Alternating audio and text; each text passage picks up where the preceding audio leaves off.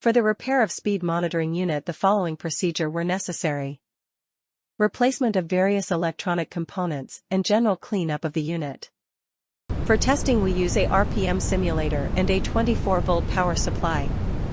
If we provide a signal to our RPM simulator, it reads 800 RPMs. When it exceeds 100 RPMs, the safe start turns off.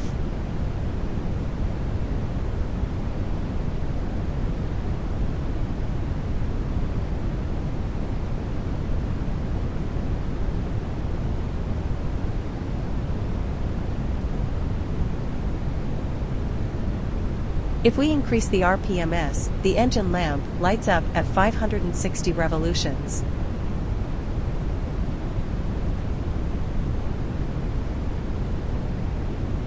If we increase the RPMs to 810, the overspeed alarm lights up.